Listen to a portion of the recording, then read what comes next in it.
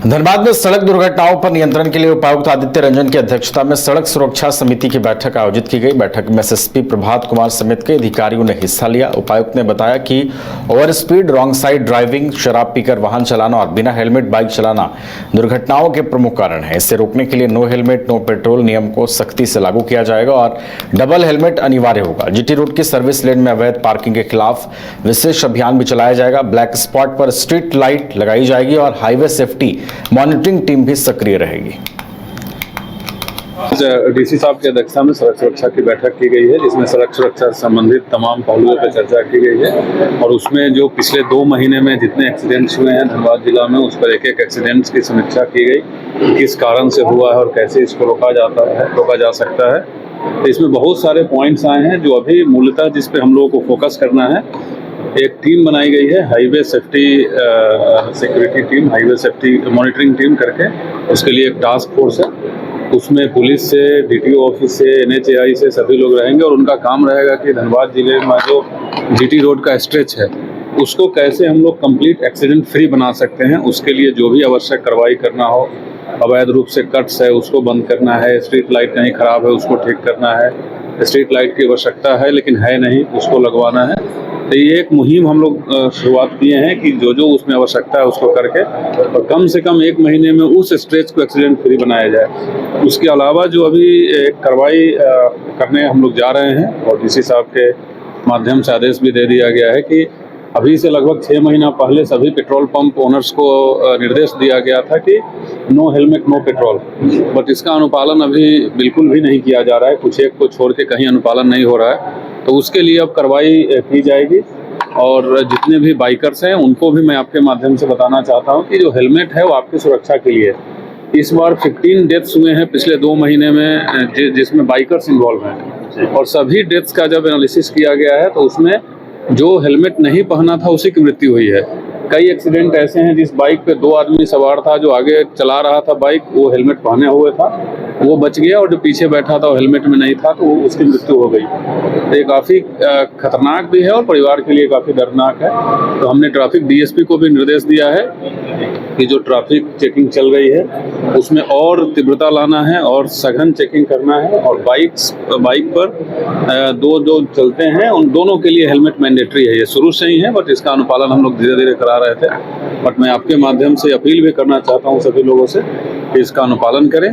और जो एक और हम लोग अभी स्पष्ट निर्देश दिए हैं वो ड्रिंक एंड ड्राइव, क्योंकि कुछ एक्सीडेंट्स हुए हैं जो नशे की हालत में वो ड्राइवर पाए गए हैं, तो उसके लिए भी कंटिन्यूअस ड्रिंक एंड ड्राइव मुहिम चलाना है। और ट्रैफिक को निर्देश दिया गया है कि शहर के अलावा ग्रामीण क्षेत्रों में भी सप्ताह में कम से कम 1 दिन 2 दिन जा करके निरसा में, कतरास में, रजड़िया साइड जा करके और ट्रैफिक जो चेकिंग है उसका मुहिम चलाएं। तो ओवरऑल हम लोगों का फोकस है कि एक्सीडेंट को कम किया जाए और उसके लिए जो जो कदम उठाने हैं वो कदम हम लोग बहुत विस्तृत से हुई। जो फैटल एक्सीडेंट और नंबर ऑफ डेथ्स है वो थोड़ा ज़्यादा बढ़ गए हैं इस महीने, मई माह में भी वो संख्या थोड़ी बढ़ी है। तो इसके लिए अभी हम लोग संज्ञान में लिए हैं कि ज़्यादातर जो एक्सीडेंट्स हो रहे हैं वो मुख्य सड़कों पर हो रहे हैं और सभी, ज़्यादातर तो नहीं बोलूँगा, मतलब लगभग सभी ह्यूमन एरर की वजह से हो रहे हैं। ओवर स्पीडिंग है, रॉन्ग साइड ड्राइविंग है या फिर खुली सड़क में दौड़कर पार करने की कोशिश है। तो हम लोगों ने साइनेज बोर्ड्स लगातार इस बैठक में देखे, हम लोग लगभग 150 से 200 नए साइनेजेस लगे हैं, पर फिर भी वो कम नहीं हो रहा है।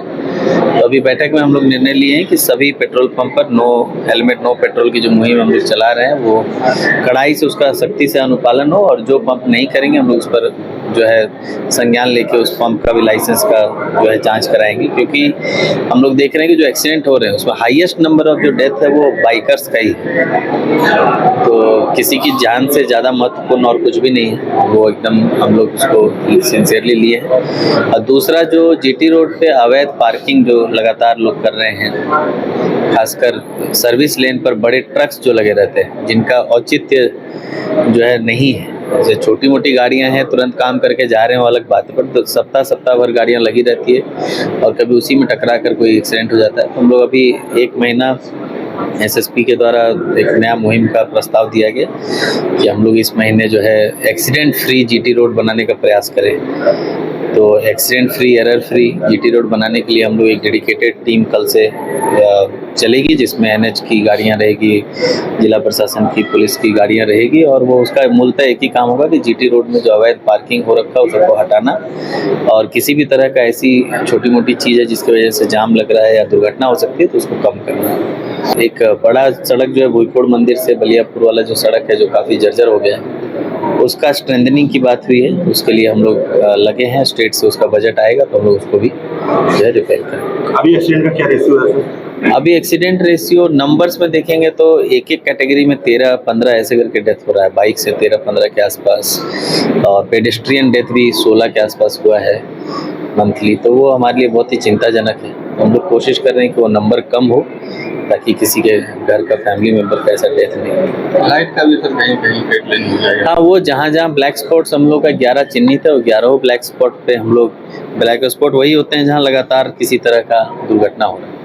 तो वैसे ब्लैक स्पॉट्स पे जहाँ लाइट की कमी है वो सब लगाने का आरसीडी को निर्देश दिया गया है, और एनएच को तो वो सब भी रिपेयर हो। तो देखिए, लास्ट ईयर से मुझे लगता है हर माह सड़क सुरक्षा समिति की बैठक इस साल हुआ है, जो अपने आप में मुझे लगता है धनबाद के लिए अचीवमेंट है। अभी तक 300 से ज़्यादा अवैध कट हम लोगों ने बंद किए हैं, और आज की बैठक में भी लगभग 12-15 के आसपास फोटोग्राफ्स हम लोग को मिले हैं। वो अगले एक सप्ताह का टाइम आरसीडी ने, एनएच ने लिया है। वो भी मुझे लगता है कि आने वाले 7 से 10 दिनों में बंद हो जाएगा। अवैध कट ऐसा है कि लोग बना देते हैं, फिर हम लोग भरते हैं, फिर बना देते हैं, फिर भरते हैं। तो एक साल में 300 से ज़्यादा अवैध कट बंद करना अपने आप में अचीवमेंट है। उसकी वजह से काफ़ी सुविधा भी हुई है।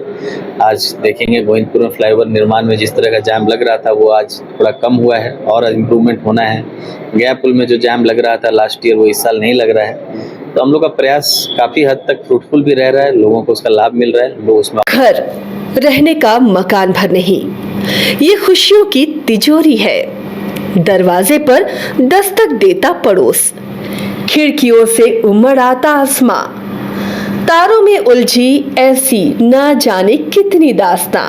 कहती हैं चले डायमंड सिटी, एक सफर हम सफर के साथ अपने घर तक। Diamond city, life long bonding, 500 से ज्यादा खुशहाल डायमंड परिवार। जल्दी करें, सिर्फ 200 फ्लैट बाकी। आज ही बुक करें अपना आशियाना। क्रिकेट के विश्व मंच पर छा रही हैं रांची की प्रतिभाएं। इन प्रतिभाओं को संवार रहा है जेके इंटरनेशनल क्रिकेट एकेडमी। अनुभवी कोच की देखरेख, सुविधाओं से लैस जेके क्रिकेट एकेडमी अनुशासन और आत्मविश्वास का विश्वास भरा सफर।